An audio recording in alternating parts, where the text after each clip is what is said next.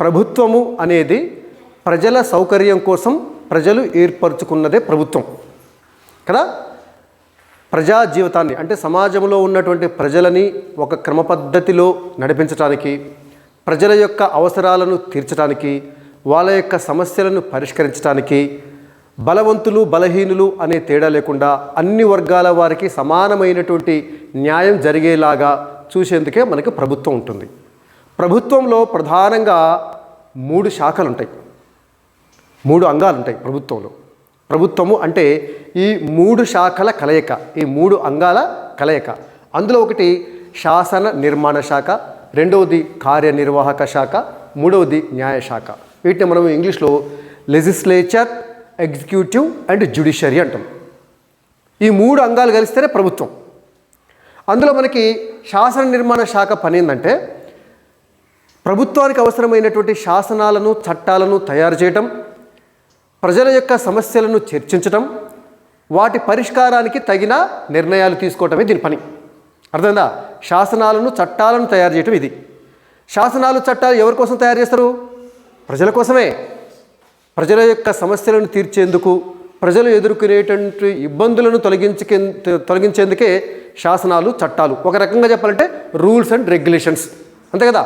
ఒక రూల్ ప్రకారము నడిస్తేనే సమాజంలో అందరికీ ఎలాంటి ఇబ్బంది లేకుండా ఉంటుంది. ఎవరి ఇష్టం వచ్చినట్టు వాళ్ళు, ఎవరి విచ్చలవిడిగా వాళ్ళు తిరిగినట్లయితే ఇతరులకి ఇబ్బంది కలుగుతుంది కదా. నా ఇష్టం వచ్చినట్టు నేను ప్రవర్తిస్తా అంటే కుదరదు కదా. కొన్ని రూల్స్, రెగ్యులేషన్స్ ఉంటాయి. ఆ రూల్స్ని, రెగ్యులేషన్స్ని ఫ్రేమ్ చేసేదే లెజిస్లేచర్. చట్టాలు ఎవరికి వర్తిస్తాయి అంటే చట్టాలు తయారు చేసిన వాళ్ళు కూడా చట్టాలు వర్తిస్తాయి. ఎమ్మెల్యేలు, ఎంపీలు, అధికారంలో ఉన్న వాళ్ళందరికీ, ప్రజలందరికీ చట్టాలు వర్తిస్తాయి. అర్థమైందా? చట్టానికి ఎవరు అతీతులు కారు. సో చట్టాలను తయారు చేయటమే శాసన నిర్మాణ శాఖ పని. ఇక కార్యనిర్వాహక శాఖ, ఎగ్జిక్యూటివ్ డిపార్ట్మెంట్. ఎగ్జిక్యూటివ్ ఏంటంటే శాసన నిర్మాణ శాఖ తయారు చేసినటువంటి శాసనాలను అమలు చేయటం. ఒక రకంగా పరిపాలన చేసేది వీళ్ళన్నట్టు, పరిపాలన చేసేది వీళ్ళు. ఇందులో మనకి రాష్ట్ర స్థాయిలో గవర్నర్ నుంచి మొదలు పెట్టుకుంటే కింది స్థాయి అటెండర్ ఉద్యోగాలు చేస్తారు కదా, అవునా, ఆఫీసు సబార్డినేట్ అంటారు. అక్కడి వరకు ఉన్న వాళ్ళందరూ పరిపాలనలో భాగస్వాములు అందరూ కూడా ఎగ్జిక్యూటివ్ డిపార్ట్మెంట్కి వస్తారు. ఇక న్యాయశాఖ, జ్యుడిషియరీ డిపార్ట్మెంట్. శాసన నిర్మాణ శాఖ చేసినటువంటి శాసనాలు, చట్టాలు రాజ్యాంగబద్ధంగా ఉన్నాయా లేవా, కార్యనిర్వాహక శాఖ రాజ్యాంగబద్ధంగా తన పనితీరును నిర్వర్తిస్తుందా లేదా, ఈ క్రమంలో పౌరులకు ఏవైనా అన్యాయం జరిగినట్లయితే న్యాయం చేసేందుకే న్యాయశాఖ ఉంది. పౌరులకి ఎవరికైనా సరే తనకు అన్యాయం జరిగింది, ప్రభుత్వం వల్ల అన్యాయం జరిగిందన్నా కూడా న్యాయశాఖ ద్వారా రక్షణ పొందవచ్చు. అర్థమైందా? శాసన నిర్మాణ శాఖ చేసే శాసనాలు, చట్టాలు రాజ్యాంగబద్ధంగా ఉన్నాయా లేదా, కార్యనిర్వాహక శాఖ తన విధులను సక్రమంగా నిర్వర్తిస్తుందా లేదా, లేదా కార్యనిర్వాహక శాఖ తన విధి నిర్వహణలో ఎవరికైనా అన్యాయం చేసినట్లయితే వాళ్ళు న్యాయశాఖ నుంచి రక్షణ పొందవచ్చు. బేసిక్గా ఈ 3 కలిస్తేనే ప్రభుత్వం. ఈ 3 కలిస్తేనే ప్రభుత్వం. ఏ డిపార్ట్మెంట్కి సంబంధించినటువంటి అధికారాలు, విధులు ఆ డిపార్ట్మెంట్కి ఉంటాయి.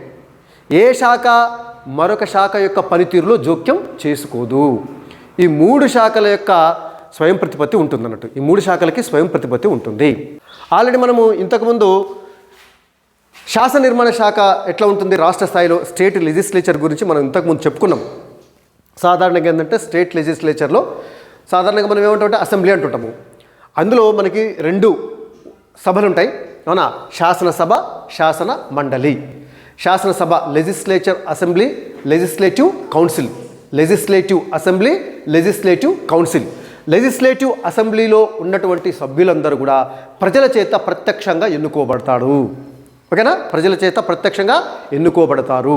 ఓటు హక్కు ఎవరికి ఉంటుంది? 18 సంవత్సరాలు నిండిన ప్రతి ఒక్కరికి ఓటు హక్కు ఉంటుంది. వాళ్ళు తమ ఓటు హక్కును నమోదు చేసుకోవాలి 18 సంవత్సరాలు దాటిన అందరూ. సో రాష్ట్రాన్ని నియోజకవర్గాలుగా విభజిస్తారు. వాటిని అసెంబ్లీ నియోజకవర్గాలు అంటారు, అసెంబ్లీ కాన్స్టిట్యున్సీస్ అంటారు. మనకి ఫర్ ఎగ్జాంపుల్ తెలంగాణ రాష్ట్రాన్ని 119 అసెంబ్లీ నియోజకవర్గాలుగా విభజించడం జరిగింది. ఒక్కొక్క అసెంబ్లీ నియోజకవర్గం నుంచి ఒక్కొక్క అసెంబ్లీ నియోజకవర్గ సభ్యుడు గెలిచినటువంటి వ్యక్తిని ఏమంటారు? అసెంబ్లీ నియోజకవర్గ సభ్యుడు. ఇంగ్లీష్లో MLA, member of legislative assembly అంటాం. సో మనకి 18 సంవత్సరాలు నిండినటువంటి వాళ్ళందరూ కూడా, ఆ నియోజకవర్గంలో ఉన్నటువంటి ఓటర్లందరూ కూడా ప్రత్యక్షంగా ఓటు వేసి తమ ఎమ్మెల్యేని ఎన్నుకోవడం జరుగుతుంది. ఓకేనా? రైట్. ఆ తర్వాత ఆ విధంగా 119 మంది ఎమ్మెల్యేలు ఎన్నికవుతారు. 119 మంది ఎమ్మెల్యేలు ఎన్నికవుతారు. వాళ్ళు శాసనసభ సభ్యులు. అవునా? తర్వాత శాసన మండలి అంటాం. శాసన మండలి అంటే శాసనసభ సభ్యుల్లో 1/3 వంతు ఉంటారు. 1/3. ప్రతి 3 ఎమ్మెల్యేలకు ఒక ఎమ్మెల్సీ. ఆ రాష్ట్రంలో ఎంతమంది ఎమ్మెల్యేలు ఉన్నారో అందులో 3వ వంతు శాసన మండలి సభ్యులు ఉంటారు. వాళ్ళని మనము ఎంఎల్సి అంటాం. Member of legislative council. MLC. MLC. వీళ్ళనేమో ఎంఎల్ఏ. ఎంఎల్ఏ ఎమ్మెల్యే అంటాం. శాసన మండలి సభ్యులను ఎమ్మెల్సీ అంటాం. ఓకేనా?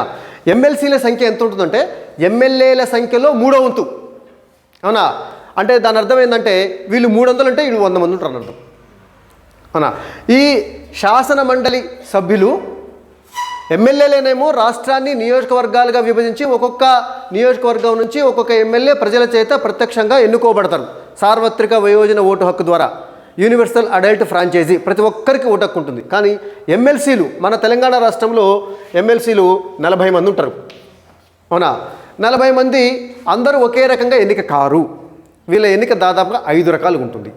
కొద్దిమంది ఒక రకంగా, కొద్దిమంది ఒక రకంగా. ఫర్ ఎగ్జాంపుల్ మనకి కొంతమంది ఏమో ఆ రాష్ట్రంలో ఉన్నటువంటి ఉపాధ్యాయుల చేత ఎన్నిక కాబడతారు. అవునా? ఉపాధ్యాయ ఎమ్మెల్సీలు అంటారు. మరికొంతమంది గ్రాడ్యుయేట్స్ అంటే ఎవరు? పట్టభద్రుల ద్వారా ఎన్నిక కాబడతారు. మరికొంతమంది ఏమో స్థానిక సంస్థల ప్రజాప్రతినిధుల ద్వారా ఎన్నికవుతారు. మరికొద్దిమంది ఏమో శాసనసభ సభ్యుల చేత అంటే ఎమ్మెల్యేల చేత ఎన్నిక కాబడతారు. మరికొంతమంది ఏమో గవర్నర్ చేత నామినేట్ చేయబడతారు. ఈ విధంగా 5 రకాల ఎమ్మెల్సీలు ఉంటారు. సో ఏదైనా చట్టం చేయాలనుకున్నప్పుడు అయితే శాసనసభలో కానీ లేదా శాసన మండలిలో కానీ ఆ చట్టానికి సంబంధించినటువంటి బిల్లును ప్రవేశపెట్టి అక్కడ అందరూ చర్చించి అందులో ఉన్నటువంటి మంచి చెడు గురించి చర్చించి ఆ ఒక సభ దానిని ఆమోదిస్తుంది, పాస్ చేస్తారు. పాస్ చేసిన తర్వాత అదే బిల్లు ఇంకొక సభలో పోతుంది. ఆ సభ కూడా దాని గురించి సవివరంగా చర్చించి దాన్ని పాస్ చేసిన తర్వాత ఆ బిల్లుని పాస్ చేసిన తర్వాత ఆ బిల్లు గవర్నర్ దగ్గరికి పోతుంది. గవర్నర్ సంతకం చేయడంతో ఆ బిల్లు చట్టం అవుతుంది. ఆ విధంగా చట్టాలు తయారు చేయబడతాయి మనకి రాష్ట్ర శాసన నిర్మాణ శాఖలో. ఇక కార్యనిర్వాహక శాఖ గురించి చెప్పుకున్నాం మనం. ఇప్పుడు చట్టాలు తయారైనాయి కదా, బిల్లులు చట్టాలైనాయి కదా. సో ఆ శాసనాలను చట్టాలను అమలు చేసే బాధ్యత కార్యనిర్వాహక శాఖది. శాసన నిర్మాణ శాఖ చేసినటువంటి శాసనాలను చట్టాలను అమలు చేయటమే, అమల్లోకి తీసుకురావటమే, చేసినటువంటి శాసనాలను చట్టాలను అమలు చేసి పరిపాలన చేయటమే కార్యనిర్వాహక శాఖ, ఎగ్జిక్యూటివ్ డిపార్ట్మెంట్ యొక్క విధి. ఒక రకంగా చెప్పాలంటే పరిపాలన చేయటం. ఇందులో మనకు రాష్ట్ర కార్యనిర్వాహక శాఖకు హెడ్ ఎవరంటే రాష్ట్ర గవర్నరే. రాష్ట్రంలో పరిపాలన మొత్తం కూడా గవర్నర్ పేరు మీదనే జరుగుతుంది. హెడ్ ఆఫ్ ది స్టేట్ అంటే రాష్ట్రం యొక్క అధినేత, రాష్ట్రాధినేత గవర్నర్. రాష్ట్రంలో జరిగేటటువంటి పరిపాలన మొత్తం గవర్నర్ పేరు మీదనే జరుగుతుంది. ఓకేనా? సో గవర్నర్ ఎన్నిక ఎట్లా ఉంటుందో మనం చెప్తాం. గవర్నర్కి నిన్న నువ్వు అడిగిన కదా తల్లి, గవర్నర్ ఎట్లా ఎన్నికవుతాడు సార్ అని. గవర్నరు ఎన్నిక ఉండదు. గవర్నర్ని కేంద్ర ప్రభుత్వమే నియమిస్తుంది. కేంద్ర ప్రభుత్వంలో ఎవరు నియమిస్తారంటే దేశాధినేత. ఎవరు దేశాధినేత? వెరీ గుడ్, రాష్ట్రపతే ఆయా రాష్ట్రాలకు గవర్నర్లను నియమిస్తాడు. They were not elected, they were appointed by president of India చేత. మరి ప్రెసిడెంట్ ఆఫ్ ఇండియా సొంతంగా ఆయన నిర్మించడు. కేంద్రంలో ఉన్నటువంటి కేంద్ర క్యాబినెట్ ఉంటుంది కదా, ప్రధానమంత్రి నేతృత్వంలో ఉన్నటువంటి క్యాబినెట్ ఎవరిని చెబితే వారినే రాష్ట్రపతి ఆయా రాష్ట్రాలకు గవర్నర్లను నియమించడం జరుగుతుంది. ఫర్ ఎగ్జాంపుల్ మన రాష్ట్ర గవర్నర్ తమిళిసై సౌందరరాజన్, వారు రాష్ట్రపతి చేత నియమించబడ్డారు. రాష్ట్రపతి సొంతంగా నియమించిన వాస్తవం చెప్పాలంటే ప్రధానమంత్రి నేతృత్వంలో ఉన్నటువంటి క్యాబినెట్ సిఫారసు చేస్తే, అంటే ప్రధానమంత్రి నేతృత్వంలో ఉన్నటువంటి క్యాబినెట్ చెబితే రాష్ట్రపతి, చేసేది రాష్ట్రపతి కానీ చేయించేది మొత్తం ప్రధానమంత్రి నేతృత్వంలోని క్యాబినెట్. అర్థమైందా? సింపుల్గా చెప్పాలంటే, ఎందుకంటే ఇది పార్లమెంటరీ సిస్టమ్ కాబట్టి పార్లమెంటరీ సిస్టంలో చేసేదంతా రాష్ట్రపతి కానీ చేయించేది క్యాబినెట్, కేంద్ర క్యాబినెట్. అంటే నిజమైన అధికారం ఎవరికి ఉంది? క్యాబినెట్కి ఉంది. అందుకే ప్రధానమంత్రి పవర్ఫుల్ దేశంలో రాష్ట్రపతి కంటే. రాజ్యాంగం ప్రకారము రాష్ట్రపతి దేశాధినేత, కానీ వాస్తవానికి దేశాధినేత సొంతంగా విధులు నిర్వర్తించరు. క్యాబినెట్ ఏది చెప్తే అదే. సో ఆ విధంగా గవర్నరు రాష్ట్రపతి చేత నియమించబడతారు. గవర్నర్ యొక్క పదవీ కాలం ఎంత? సాధారణంగా 5 సంవత్సరాలు. అవునా, 5 సంవత్సరాలు. కానీ తదుపరి గవర్నర్ నియమించేంత వరకు కూడా ఈ గవర్నరు అధికారంలో ఉండటం అనేది జరుగుతుంది. సో గవర్నర్ తర్వాత ముఖ్యమంత్రి, ఏది కార్యనిర్వాహక శాఖలో, రాష్ట్ర కార్యనిర్వాహక శాఖలో గవర్నరు హెడ్. ఆ వాస్తవానికి గవర్నర్ యొక్క ప్రభుత్వం ఇది. కానీ అక్కడ రాష్ట్రపతి అలాగో ఇక్కడ గవర్నర్ అలాగా. రాష్ట్రపతి సొంతంగా ఏది చేయడు కదా, కేంద్ర క్యాబినెట్ ఏది చెప్తే రాష్ట్రపతి అదే చేస్తాడు. అట్లనే రాష్ట్రంలో రాష్ట్ర క్యాబినెట్ ఏది చెప్తే గవర్నర్ అదే చేస్తారు. అంటే గవర్నరు నామమాత్రపు కార్యనిర్వహణాధికారి. నిజమైనటువంటి కార్యనిర్వహణాధికారులు ఎవరంటే ముఖ్యమంత్రి నేతృత్వంలో ఉన్నటువంటి క్యాబినెట్. ముఖ్యమంత్రి నేతృత్వంలో ఉన్న క్యాబినెట్. అక్కడైతేనేమో ప్రధానమంత్రి నేతృత్వంలో ఉన్నటువంటి క్యాబినెట్ కేంద్రంలో, రాష్ట్రంలో ముఖ్యమంత్రి నేతృత్వంలో ఉన్నటువంటి క్యాబినెట్. మరి ముఖ్యమంత్రి ఎట్లా ఎన్నికవుతాడు? ఇప్పుడు గవర్నర్ గురించి అయిపోయింది. గవర్నర్ను రాష్ట్రపతి నియమిస్తారు. 5 ఏళ్ల పదవీ కాలం ఉంటుంది. అవునా, తదుపరి గవర్నర్ వచ్చేంత వరకు కూడా కొనసాగవచ్చు. 5 ఏళ్ళు కాకముందు కూడా రాష్ట్రపతి అవసరమైతే గవర్నర్ని వేరే రాష్ట్రానికి ట్రాన్స్ఫర్ చేసి ఇంకో గవర్నర్ కూడా నియమించవచ్చు. ముఖ్యమంత్రి ఎట్లా నియమించబడతాడు? ఈ మధ్యనే మనకి ఎన్నికలు జరిగినాయి. కొత్త ముఖ్యమంత్రి వచ్చిండు తెలంగాణ రాష్ట్రానికి. ముఖ్యమంత్రిని ఎట్లా నియమిస్తారు? ఎవరు నియమిస్తారో తెలుసా? ఎవరు నియమిస్తారు ముఖ్యమంత్రిని? వాస్తవానికి ముఖ్యమంత్రిని నియమించేది గవర్నరే. ముఖ్యమంత్రిని నియమించేది governor. Chief minister is appointed by governor. కానీ గవర్నర్ ఎవరిని పడితే వాళ్ళని ముఖ్యమంత్రిగా నియమించడు. దానికి ఒక ప్రాసెస్ ఉంటుంది. ఎన్నికలు జరిగిన తర్వాత రాష్ట్ర శాసనసభ ఉంటుంది కదా, విధానసభ, విధాన పరిషత్ అనాలి. వాస్తవం చెప్పాలంటే విధానసభ, విధాన పరిషత్ అంటుంది దీన్ని. సో రాష్ట్ర విధానసభకు ఎన్నికలు జరిగిన తర్వాత ఏ పార్టీ ఎక్కువ శాసనసభ స్థానాలను గెలుచుకుంటుందో, అంటే సగానికంటే ఎక్కువ మంది ఎమ్మెల్యేల మద్దతు ఎవరికి ఉంటుందో వారిని గవర్నరు ముఖ్యమంత్రిగా నియమించడం జరుగుతుంది. ముఖ్యమంత్రి నియామక విధానం ఎలా ఉంటుందో ఇప్పుడు ఒకసారి చర్చించుకుందాం మనం. మన రాష్ట్ర శాసనసభకు ఎన్నికలు జరిగినాయి. ఎన్నికలు జరిగిన తర్వాత మొత్తం 119 మంది ఉన్నారు కదా.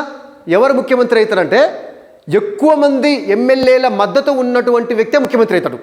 ఎలా అవుతాడంటే, మొన్న శాసనసభకు ఎన్నికలు జరిగినప్పుడు తెలంగాణలో ఎవరైనా ముఖ్యమంత్రి కావాలంటే సగానికంటే ఎక్కువ అంటే ఎంతమంది? 61 మంది ఎమ్మెల్యేల మద్దతు ఉండాలి. 61 మంది ఎమ్మెల్యేల మద్దతు ఉండాలి.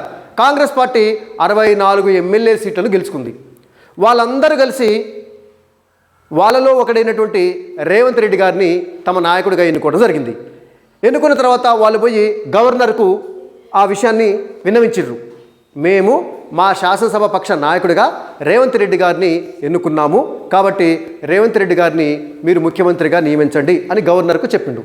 గవర్నరు చూసి సాటిస్ఫై అయ్యి, ఓకే, అసెంబ్లీలో ఎక్కువ మంది ఎమ్మెల్యేల మద్దతు రేవంత్ రెడ్డి గారికి ఉన్నది అని సాటిస్ఫై అయ్యారు. కాబట్టి రేవంత్ రెడ్డిని పిలిచి ముఖ్యమంత్రిగా నియమిస్తూ ఉత్తర్వులు జారీ చేసి రేవంత్ రెడ్డి చేత ముఖ్యమంత్రిగా ప్రమాణ స్వీకారం చేయించారు. అంటే ముఖ్యమంత్రిని నియమించేది, ముఖ్యమంత్రి చేత ప్రమాణ స్వీకారం చేయించేది గవర్నర్. ఓకేనా? మనం చూసినరా మీరు టీవీలో రేవంత్ రెడ్డి గారు ముఖ్యమంత్రిగా ప్రమాణ స్వీకారం చేసినటువంటి సందర్భాలు చూసినరా? ఎవరు ప్రమాణ స్వీకారం చేయించింది? గవర్నర్ తమిళిసై సౌందరరాజన్. వారు రేవంత్ రెడ్డిని, అంటే రేవంత్ రెడ్డినే ఎందుకు చేయించినట్టే ఎక్కువ మంది ఎమ్మెల్యేల మద్దతు రేవంత్ రెడ్డి గారికి ఉంది కాబట్టి. రైట్. ముఖ్యమంత్రి పదవీ కాలం ఎంత? 5 years. కానీ ఇక్కడ మళ్ళీ ఒక కండిషన్, 5 years ఉండొచ్చు, కానీ మెజారిటీ ఎమ్మెల్యేల మద్దతు ఉన్నంత కాలం వరకే ముఖ్యమంత్రి అధికారంలో ఉంటాడు. మధ్యలో 5 years కాకముందే ఏ 2 సంవత్సరాలకో 3 సంవత్సరాలకో లేదా సంవత్సరానికో ఎమ్మెల్యేలు అందరూ సమావేశమయ్యి మేము ఈయనకి సపోర్ట్ చేయము, మా నాయకుడిగా మేము ఆయనని ఒప్పుకోము అని చెప్పేసి గవర్నర్కి ఒక లెటర్ రాస్తే వెంటనే గవర్నరు ముఖ్యమంత్రిని ఆదేశిస్తాడు, అసెంబ్లీ సమావేశం పెట్టి మెజారిటీ ఎమ్మెల్యేల మద్దతు ఉందని నిరూపించుకో. ఎందుకంటే అసెంబ్లీలో మెజారిటీ ఎమ్మెల్యేల మద్దతు ఉన్నంత వరకే ముఖ్యమంత్రి తన పదవిలో కొనసాగుతాడు. ఇది పార్లమెంటరీ సిస్టమ్. ఓకేనా? ఈ అసెంబ్లీలో ఎక్కువ మంది ఎమ్మెల్యేల మద్దతు ఉన్నంత వరకే ముఖ్యమంత్రి కొనసాగుతాడు. ఓకేనా? సో కాబట్టి ముఖ్యమంత్రి పదవి 5 సంవత్సరాలు అయినప్పటికీ మధ్యలో ఆయన అసెంబ్లీలో మెజారిటీ కోల్పోతే రాజీనామా చేయవలసి వస్తుంది. ఓకేనా? అప్పుడు మరి ఎట్లా మళ్ళీ ఇంకొక వ్యక్తిని మెజారిటీ ఎమ్మెల్యేలు ఎన్నుకున్నారు అనుకోండి, గవర్నర్ ఆయననే పిలిచి ముఖ్యమంత్రికి చేస్తారు. ఓకేనా? ఫర్ ఎగ్జాంపుల్ గతంలో ఉమ్మడి ఆంధ్రప్రదేశ్ ఉన్నప్పుడు 1994 ఎన్నికలు జరిగిన తర్వాత ఎన్టీ రామారావు గారు ముఖ్యమంత్రి అయినరు. అప్పుడు ఆయనకి మెజారిటీ ఎమ్మెల్యేల మద్దతు ఉంది. ఒక ఏడాది గడవకు ముందే ఆ పార్టీకి చెందినటువంటి ఎమ్మెల్యేలందరూ సమావేశమై ఎన్టీ రామారావుని కాకుండా చంద్రబాబు నాయుడిని తమ నాయకుడిగా ఎన్నుకున్నారు. అంటే ఏంది? ఎన్టీ రామారావుకు మెజారిటీ ఎమ్మెల్యేల మద్దతు లేకుండా పోయింది. ముఖ్యమంత్రిగా తమ నాయకుడిగా చంద్రబాబు నాయుడిని మెజారిటీ ఎమ్మెల్యేలు ఎన్నుకున్నారు. దాంతో గవర్నరు అప్పటి వరకు ముఖ్యమంత్రిగా ఉన్నటువంటి ఎన్టీ రామారావును తొలగించి మెజారిటీ ఎమ్మెల్యేల మద్దతు ఉన్నటువంటి చంద్రబాబు నాయుడిని ముఖ్యమంత్రి చేయడం జరిగింది. సంవత్సరం కాకముందే 95లో. అర్థమైంది కదా? ఇప్పుడు ముఖ్యమంత్రి ఎప్పటి వరకు అధికారంలో ఉంటాడు? మెజారిటీ ఎమ్మెల్యేల మద్దతు ఉన్నంత వరకే ఆయన ముఖ్యమంత్రి ఉంటాడు. ఎప్పుడైతే మెజారిటీ ఎమ్మెల్యేల మద్దతు పోయిందో ఆయన రాజీనామా చేయవలసి ఉంటుంది. ఇంకొక వ్యక్తి మెజారిటీ ఎమ్మెల్యేల మద్దతును సాధించగలిగితే అతడిని గవర్నరు ముఖ్యమంత్రిగా నియమించడం జరుగుతుంది. ఇక ముఖ్యమంత్రితో పాటు మంత్రిమండలి, క్యాబినెట్ మినిస్టర్స్ ఉంటారు. సో ఇవి మంత్రిమండలిని నియమించేది ఎవరు? గవర్నరే. మంత్రులను నియమించేది కూడా గవర్నరే. మంత్రుల చేత ప్రమాణ స్వీకారం చేయించేది కూడా గవర్నరే. అయితే గవర్నర్ సొంతంగా నిర్ణయం తీసుకోడు. ముఖ్యమంత్రి ఎవరిని చెబితే వాళ్ళనే. రేవంత్ రెడ్డి తన మంత్రివర్గంలో ఎవరెవరు మంత్రులుగా ఉండాలో ఆయనే నిర్ణయించుకొని, కాకపోతే తన పార్టీ పెద్దలతోటి వాళ్ళందరితో చర్చించి గవర్నర్కి ఒక లెటర్ పంపుతారు. లెటర్ పంపి ఇగో వీళ్ళని మంత్రులుగా నియమించండి అని చెప్తే గవర్నరు వాళ్లను మంత్రులుగా నియమించడం జరుగుతుంది. ఫర్ ఎగ్జాంపుల్ కోమటిరెడ్డి వెంకటరెడ్డి గారిని, ఉత్తమ్ కుమార్ రెడ్డి గారిని, బట్టి విక్రమార్క గారిని, అదేవిధంగా సీతక్క గారిని, కొండా సురేఖ గారిని. తెలుసా మీకు మంత్రుల పేర్లు? మొత్తం రేవంత్ రెడ్డి కాకుండా, ముఖ్యమంత్రి రేవంత్ రెడ్డి కాకుండా ఇంకొక 11 మంది మంత్రులు ప్రమాణ స్వీకారం చేసినారు. వాళ్ళందరినీ కూడా ముఖ్యమంత్రి గారు చెబితే వాళ్ళని గవర్నరు మంత్రులుగా ప్రమాణ స్వీకారం చేయించి వాళ్ళకి శాఖలు కేటాయించడం జరిగింది. ఇగో పలానా శాఖ పలానా మంత్రికి, పలానా శాఖ పలానా మంత్రికి, పలానా శాఖ పలానా మంత్రికి. ఇగో ఆర్థిక శాఖ మల్లు భట్టి విక్రమార్క, ఓకేనా?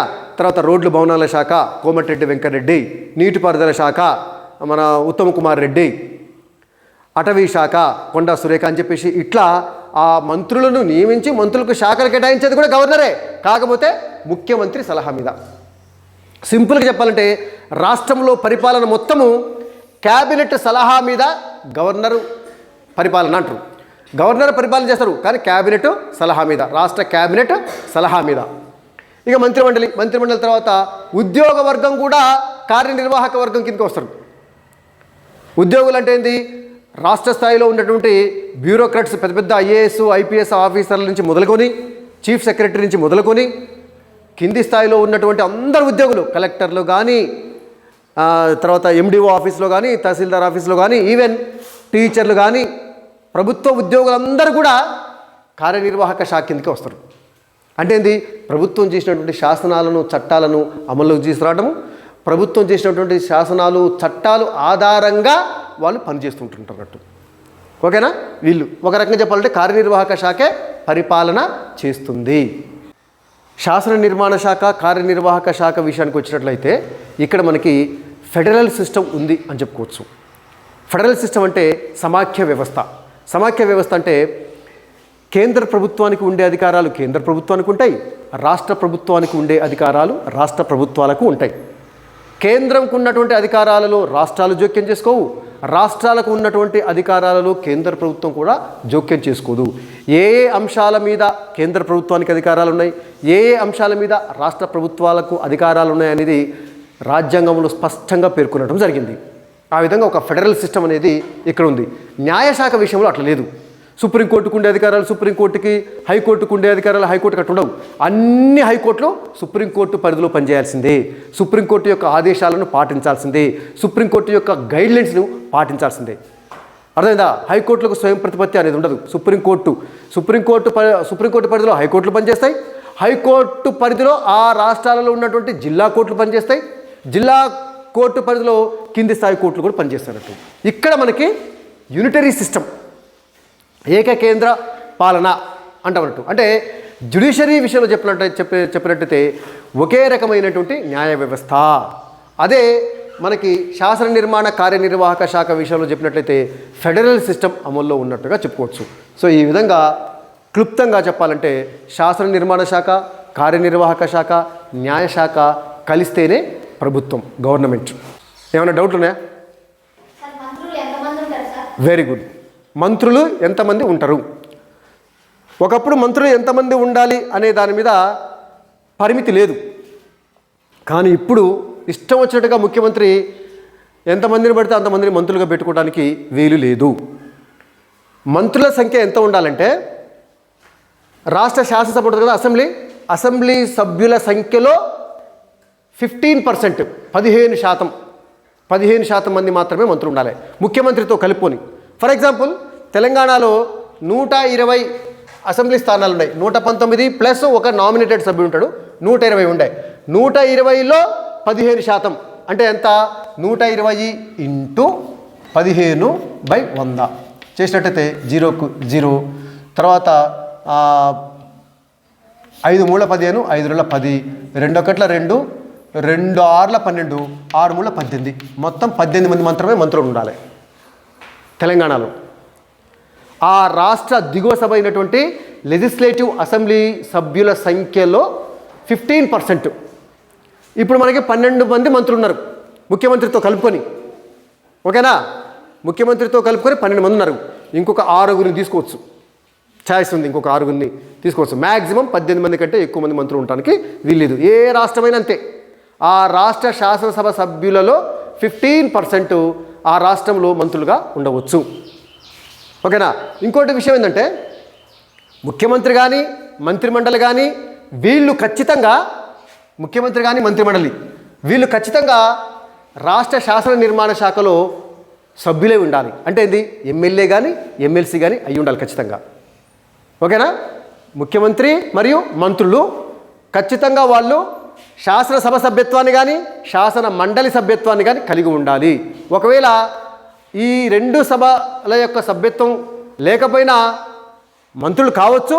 అయిన తర్వాత 6 నెలల్లో ఖచ్చితంగా ఇందులో సభ్యులు కానీ అయి ఉండాలి. అంతేకాకుండా ముఖ్యమంత్రి మరియు మంత్రిమండలి, క్యాబినెట్ వీళ్ళు ఈ శాసన నిర్మాణ శాఖకు బాధ్యులై ఉండాలి. అంటే వీళ్ళు అడిగేటటువంటి ప్రశ్నలకు సమాధానం చెప్పాలి. అర్థమైంది కదా? శాసనసభ సమావేశాలు జరిగేటప్పుడు మంత్రిమండలి, ముఖ్యమంత్రి వీళ్ళు అడిగేటటువంటి ప్రశ్నలకు సమాధానం చెప్పాలి.